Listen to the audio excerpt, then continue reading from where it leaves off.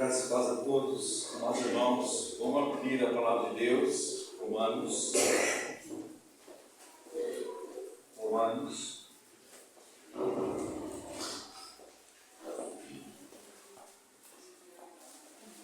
Capítulo 15, Romanos, capítulo 15.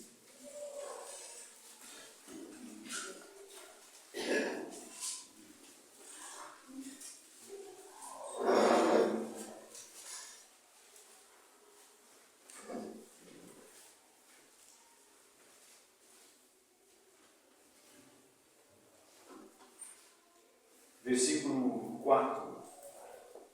Romanos 15, versículo 4. Pois tudo quanto outrora foi escrito para o nosso ensino foi escrito, toda a Bíblia, a fim de que, pela paciência e pela consolação das Escrituras, tenhamos esperança. Lá no versículo 13, do mesmo capítulo 15, nós vemos: e o Deus da esperança vos encha de todo gozo e paz no vosso crer, para que sejais ricos de esperança no poder do Espírito Santo de Deus. Vamos orar. Pai querido, no poder, na dependência do Teu Espírito, Senhor, fala conosco. Desperta-nos, Senhor. Acorda-nos, Senhor. Levanta-nos, Senhor. Restaura-nos, Senhor. Vivifica-nos, Senhor. Precisamos tanto de Ti, Senhor. Ó Pai querido, que as Tuas verdades, a Tua palavra, que a Tua voz é poderosa, que ela venha quebrar aquilo que tem que ser quebrado, que ela deva restaurar aquilo que deve ser restaurado. Ó Pai querido, confiamos que a Tua palavra é viva e eficaz, a ponto de discernir alma e espírito, juntas e medula de discernir as intenções do nosso coração. Sabemos, ó Senhor, que quando o Senhor fala poderosamente, na unção do Teu Espírito, Senhor, os muros caem, as barreiras caem, os corações são quebrantados, a vida restaurada ou a vista restaurada, os ouvidos são destrancados. Ó Pai querido, nós precisamos tanto de uma visitação Tua, Senhor, poderosa, trazendo vida de Cristo, trazendo o caráter de Jesus em nossas vidas, trazendo o testemunho vivo de Cristo nas nossas vidas. Nós clamamos na dependência, Senhor, do Teu Espírito, e em nome do nosso Senhor Salvador Jesus Cristo. Amém. Amém. Amados irmãos, essa noite eu gostaria de falar um pouquinho sobre esperança. Talvez um assunto que ela deve comandar as nossas vidas. A palavra de Deus é clara, que diz lá em 1 Coríntios 13, permanece a fé, a esperança e o amor. A fé e a esperança nós precisamos aqui nesse mundo, e o amor. Quando nós estivermos com Cristo, não precisamos mais de fé nem de esperança, mas o amor sim. Porque Deus é amor, o amor nunca se acaba. Mas se você for ver os escritos, lá em Colossenses, ele chama a atenção para aqueles irmãos que receberam a palavra de Deus. Ele vai voltar para aqueles irmãos e falando também da fé em Cristo Jesus, do amor e da esperança na vida de Jesus Cristo. Quando nós vamos também para Tessalonicenses, aqueles irmãos que receberam a palavra de Deus de um modo tão maravilhoso, ele vai dizer: olha, eu vejo que a abnegação do vosso amor, a fé e a esperança na vida do nosso Senhor Salvador Jesus Cristo. Amados irmãos, essas três palavras devem conduzir as nossas vidas, uma vida na dependência de Jesus. Ninguém pode ser salvo sem fé, e ninguém pode continuar no progresso da vida cristã sem fé. É de fé em fé que nós crescemos espiritualmente. E crescer não é crescer, a salvação é um ato de Deus. Amados irmãos, quando a palavra de Deus é clara a todos, quando vocês ouviram a palavra da verdade, quando vocês creram, vocês foram salvos. Vocês foram selados com o Espírito Santo de Deus. A Bíblia diz que aquele que não tem o Espírito Santo de Deus não é filho de Deus. O Espírito Santo é para aqueles que nasceram de novo, nasceram do alto. É uma obra sobrenatural de Deus, é um milagre de Deus. A religião pode fazer um religioso, mas a palavra de Deus, o Espírito Santo, faz filhos de Deus. Faz filhos para a vida eterna. Então a esperança diante do mundo que vivemos, da circunstância que nós vivemos, nós necessitamos tanto, amados irmãos. Sem esperança nós definhamos. Sem esperança nós vamos perdendo vigor. Sem esperança, amados irmãos, nós vamos nessa corrida espiritual, nós vamos simplesmente ficando fracos nessa caminhada. Nós precisamos, amados irmãos, ter uma vida de esperança. É tão maravilhosa que quando o homem pecou, Deus já deu uma esperança. O homem pecou, Deus vai dizer, olha, o descendente da mulher vai pisar a cabeça da serpente, e ele ferirá o calcanhar dele. Ah, meus irmãos, essa esperança já foi concretizada naquela cruz. Jesus já veio, pisou a cabeça da serpente, riscou o escrito de dívida que era contra nós, mas cravando naquela cruz, amados irmãos. E a palavra de Deus vai dizer, ele nos transportou do reino das trevas para o reino do Filho do seu amor. Agora somos filhos de Deus, temos uma paternidade do nosso Senhor, nós temos uma filiação. A Bíblia diz que nós somos santos, separados, nós somos eleitos, nós somos propriedade exclusiva de Deus, porque Ele nos comprou com o seu alto preço naquela cruz. E a palavra de Deus também diz que nós somos a família de Deus. Eu não estou falando só dos irmãos aqui. Quantos irmãos nessa cidade aqui faz parte da família do Senhor? Porque a família do Senhor não é uma instituição religiosa. A família do Senhor é a igreja de Cristo. Igreja de Cristo só tem uma. Foram aqueles que foram lavados pelo sangue do Cordeiro e, amados irmãos, nasceram de novo, foram incluídos no corpo de Cristo. Agora faz parte da igreja do Senhor Jesus Cristo, onde Cristo é o único cabeça. Não deve ter nenhum outro cabeça que comanda, que governa, que sustenta, a não ser nosso Senhor e Salvador Jesus Cristo. Então a fé em Cristo, a esperança, amados irmãos, da vida eterna e o amor a Deus é uma necessidade para essa caminhada minha e sua. A nossa esperança ela é a âncora segura do céu. Está lá em Hebreus capítulo 6. Nós temos refúgio, irmãos. Você está vendo tantas guerras e tantas coisas, mas o povo de Deus tem refúgio. O povo de Deus tem uma âncora segura no céu. A nossa segurança não está no sentido socioeconômico, político. Não está, irmãos. A nossa segurança está guardada lá nos céus pelo poder de Deus. Ninguém pode tirar. Ele é a âncora segura.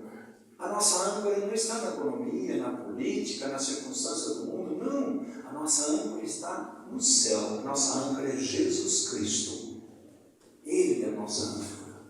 Nós podemos estar sendo abalados aqui, mas a âncora segura nos fortalece, nos firma nesse caminhar, apesar das tempestades, apesar das dificuldades.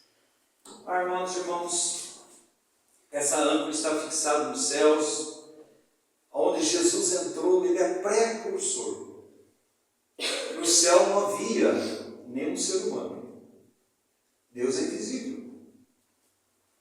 Mas agora no céu há alguém que é 100% homem e 100% Deus, que é o nosso Senhor e Salvador Jesus Cristo. E o céu vai ser povoado com homens e mulheres parecidos com Jesus Cristo. No céu não haverá mais dor, nem tristeza. No céu nós estaremos para sempre com o Senhor, servindo a Deus, louvando a Deus. O céu não é um local onde você ficar sentado numa poltrona, não, irmãos. Lá a Bíblia diz em Apocalipse 22 que nós vamos servir a Deus. Serviremos ao Senhor, mas sem dor, sem tristeza, porque lá não há pecado. Eu não preciso preocupar em você, olha, eu vou pecar contra o meu Senhor, lá não há pecado. Lá nós ganhamos plenamente um corpo celestial. Amados irmãos, onde está a nossa esperança? A nossa esperança fundamentada, meus irmãos, de nós estarmos em Cristo. Quantas vezes Paulo vai escrever nas cartas? 220 vezes, em Cristo, em Cristo, em Cristo. Que resume o Filho de Deus ele estar em Cristo. Estar em Cristo na sua morte, estar em Cristo no seu sepultamento, estar em Cristo na sua ressurreição e estar dando uma nova vida, uma vida celestial. Quem é esse? A Bíblia diz claramente, meus irmãos, se alguém está em Cristo, é uma nova criação, é uma nova criatura. As coisas velhas se passaram e que tudo se fez novo. Essa é a característica dos filhos de Deus. Seja o maior pecador, ou seja a pessoa mais longe de Deus possa encontrar nessa terra, como eu e você sem Cristo. Você pode estar longe de Deus frequentando uma assembleia. Você pode estar morto frequentando uma assembleia. Porque a palavra de Deus diz assim: vós estáveis mortos no vosso delitos e pecado, eu vos dei vida. Ele deu vida por quê? Mas Deus, devido à sua grande misericórdia, com grande amor que nos amou, Ele nos fez ressuscitar juntamente com Cristo, amados irmãos. E agora em Cristo Jesus nós somos uma nova criatura. A religião não pode fazer isso por você. Sua denominação não pode fazer isso por você. É um milagre de Deus. Só Jesus pode ressuscitar mortos. E Jesus disse para Lázaro: Lázaro, sai para fora. Mas ele está podre. Não importa. Ouça a voz do Senhor. Ele veio trazer vida para os mortos. Ele vai trazer esperança para quem não tem esperança. Ele vai trazer paz para quem não tem paz. Ele veio trazer alegria para quem não tem alegria. Ele veio trazer vida eterna para aqueles que estavam na condição de perdição eterna sem Cristo. Amados irmãos, nosso estar em Cristo, mas também é dependente da volta de Cristo, nossa esperança. Quando nós participamos da ceia do Senhor, diz assim: vocês anunciam a morte de Jesus até que Ele venha. Fala em 1 Coríntios 11. Anunciamos a morte até que Ele venha. Ele ressuscitou. E Ele subiu aos céus, mas Ele vai voltar. E do mesmo modo que Ele subiu ao céu, um dia Ele vai voltar. E Ele vai buscar a sua igreja. Amados irmãos, se tem essa esperança, aonde que está o nosso olhar? A nossa desesperança, amados irmãos, é porque nós olhamos para as circunstâncias. Nós olhamos para nós mesmos. Nós olhamos para o mundo. Nós olhamos para as coisas que estão ao redor de nós. Perdemos a esperança. A Bíblia diz em Isaías 45, 22, olhai para mim e sede salvos. Está olhando para onde? Hebreus 12, 2 vai dizer: olhando firmemente para o autor e consumador da fé. É lá que nós devemos olhar, irmãos. Terceiro, é de acordo com a promessa dele. Ele fez a promessa: do mesmo modo que eu fui, eu vou voltar. A promessa que começa desde lá da eternidade e começa a concretizar no Éden. Quando ele diz: olha, eu pisarei a cabeça da serpente. Amados irmãos, sem Cristo nós somos filhos do diabo, separados de Deus, estamos sob a condenação do Senhor de Deus, nós somos filhos da ira, estamos indo para o inferno. Mas graças a Deus, é graça sobre graça. Cristo subiu naquela cruz e Ele morreu por mim, por você pecador, derramou aquele sangue precioso e perdoou-nos todos os nossos pecados. E através da sua vida nova, nós ganhamos uma nova vida em Cristo Jesus. Amados irmãos, esse é o Evangelho. O Evangelho é a morte e a ressurreição de Jesus. O Evangelho é a nossa morte e a nossa ressurreição com Cristo, aguardando a vida eterna, a vinda de Jesus. Amados irmãos, a fé nos coloca na graça de Deus e nos convida a gloriarmos em Deus. Aí Romanos 5, olha o que diz. Romanos 5, ele diz assim, 5:1. Justificados, pois, mediante a fé. Como que nós somos justificados diante de Deus? Com justos, como é que Deus nos torna aceitos? Através de um ato seu? Absolutamente não. Senão seria muito fácil. Eu entro no batismo e Deus me justifica. Quem disse isso? A Bíblia não diz isso. A Bíblia diz que aquele que foi justificado em crer em Jesus Cristo deve ser batizado. Então, amados irmãos, prestem atenção. Nós fomos justificados. Quem justifica eu e você é o sangue de Jesus derramado pela cruz. E ele diz assim, mediante a fé, temos paz com Deus. Segunda coisa, é paz com Deus. Sem Deus, nós somos inimigos de Deus, não temos paz com Deus. O mundo vive uma turbilhão. As pessoas tentam ter paz com Deus com N coisas, através da religião, através de atos humanos, e busca Deus. Não é. A paz com Deus é Deus vindo buscar o pecador. Eu vim buscar e salvar o perdido. E através da cruz de Cristo, nós agora ganhamos paz com Deus. Ele nos reconciliou com Deus. Nós éramos inimigos de Deus.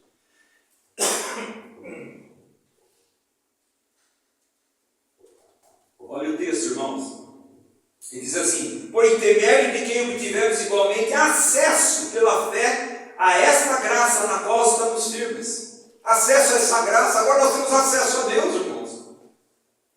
Por essa graça de sermos justificados pelo sangue de Jesus.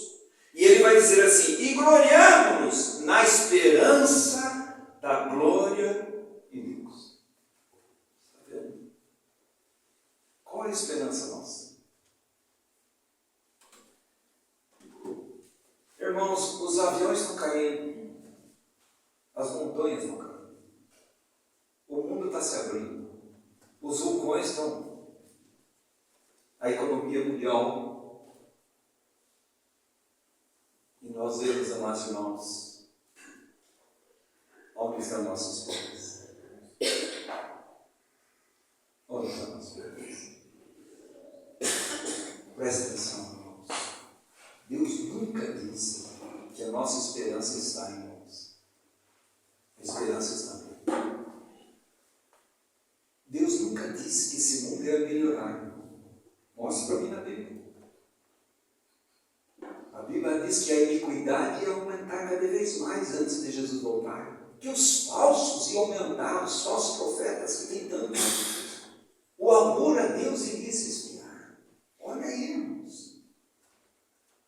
Mas se nós ficarmos olhando todas as circunstâncias, nós vamos afundar. Por isso, a nossa esperança, lá em 1 Timóteo 1 diz, Jesus Cristo, nossa esperança. 1 Pedro 1:3 vai dizer assim, bendito seja Deus, o Pai do nosso Senhor Jesus Cristo, que nos regenerou, nos deu um novo nascimento para uma viva esperança, guardada nos céus pelo poder de Deus. Quem pode tirar? Os terremotos podem tirar a minha vida. Seja o que for, pode tirar a minha vida, mas nunca vai tirar a minha esperança em Cristo Jesus. Um dia estaremos no meio do céu. Aonde você tem posto a sua esperança? Aonde? Oh, amados irmãos, a raiz da nossa esperança é nós estarmos em Cristo, no poder do Espírito Santo de Deus. Se você está em Cristo, você é uma nova criação de Deus, você é filho de Deus. A sua esperança está no céu. E a Bíblia diz, João 10, as minhas ovelhas ouvem minha voz, elas me seguem. E ninguém arrebatará da minha mão. Não é a política, não é o terremoto, não é a economia, não é seja o que for. Não pode arrebatar você e eu das mãos de Deus. Quem é que pode me separar do amor de Deus? Ninguém. Tribulação, angústia, sofrimento, fome, nudez, altura, profundidade, anjos. Seja o que for, ninguém pode nos separar do amor de Deus que está em Cristo Jesus. Não é no seu amor que você tem para Cristo, é no amor que Cristo tem por mim e por você. Seu amor é eterno.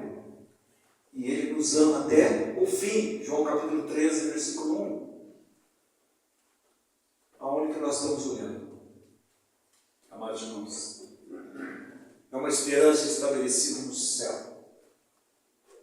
lá em Filipenses, vamos ver Filipenses, versículo 3, capítulo 3, versículo 20 e 21. Os irmãos já conhecem, mas é bom a gente conferir a palavra de Deus. Ele diz lá, Filipenses 3, 20 e 21. Pois a nossa pátria está nos céus. O que você é? Eu sou brasileiro. O que você é? Eu sou isso, eu sou aquilo. Amados irmãos, naturalmente sim, mas espiritualmente não. Espiritualmente a nossa terra, pátria está nos céus. A Bíblia vai dizer para mim e para você que nós somos peregrinos e estranhos para esse mundo. Nós somos estrangeiros. Porque a nossa pátria não é aqui.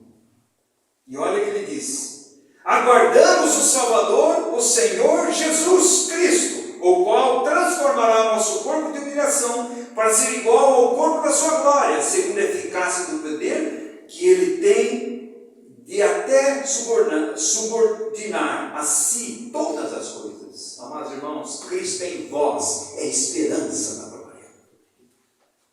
Não tire os olhos de Jesus.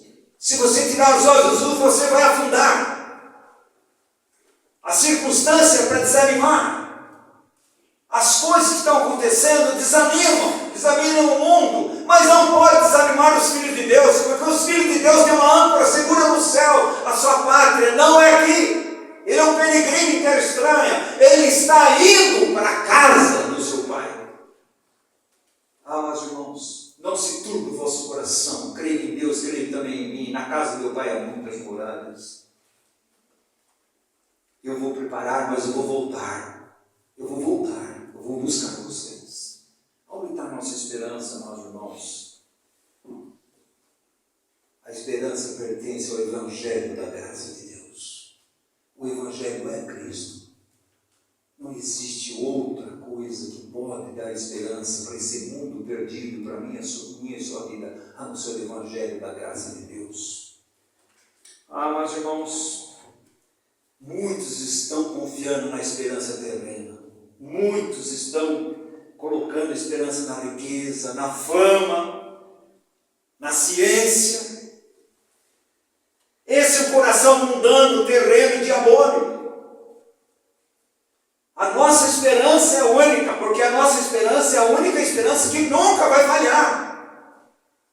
Porque a esperança é Cristo. Nossa esperança é o Deus Todo-Poderoso. Ele é infalível, imutável, Ele é fiel. O que Ele disse, Ele vai fazer. Todas as outras esperanças são circunstanciais. Um dia está assim, um dia está lá. Muda tudo, amados irmãos. Por isso a nossa âncora segura está no céu. Não está aqui na terra. Ah, meus irmãos, a nossa esperança emerge da morte, a ressurreição e a ascensão de Jesus. Por isso que nós participamos da ceia. Por isso aqueles irmãos em Atos, todo domingo eles participavam da ceia. Para lembrar que nós anunciamos a morte, a ressurreição e a vinda de Jesus, que é a nossa esperança. Ninguém pode ser salvo se Cristo não tivesse morrido. Ninguém pode ser salvo se Cristo não houvesse ressuscitado. E ninguém pode ter esperança se Cristo não vai voltar. Ninguém. A nossa esperança está no céu. Não está aqui na terra. Ah, meus irmãos, quanta misericórdia nós temos no Evangelho. O Evangelho chegou, amados irmãos, para dar paz àquele que não tinha paz, dar esperança àquele que não tinha esperança, para dar vida àquele que estava morto. Aquele que não tinha esperança no mundo, não tinha Deus no mundo, agora você tem Deus e Pai. Nós temos um Deus e temos o nosso Pai. Onde entra o Evangelho, a fé em Cristo, a esperança em Cristo, amor de Cristo. O centro da gravidade muda, o centro da nossa vida muda. Sem Cristo, nosso centro é o mundo e nós mesmos. Com Cristo, o centro é Cristo e Ele mesmo.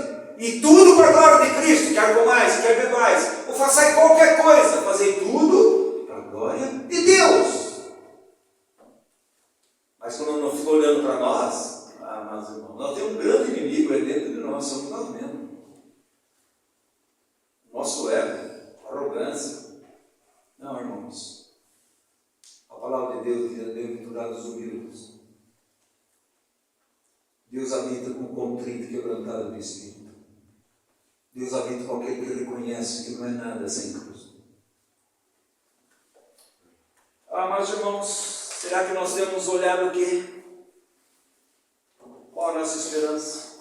O Evangelho que você deu para mim o quê? E para você? Uma nova natureza. 1 e 2 Pedro 1:3 vai dizer que agora nós ganhamos uma natureza de Deus. Dentro de mim e de você tem duas naturezas. Nessa hora eles estão brigando. A natureza carnal, a natureza terrena, está dizendo para você: para de ouvir isso é bobeira. Mas a natureza espiritual está dizendo: ouça a palavra de Deus, ouça a palavra de Deus, ouça a palavra de Deus.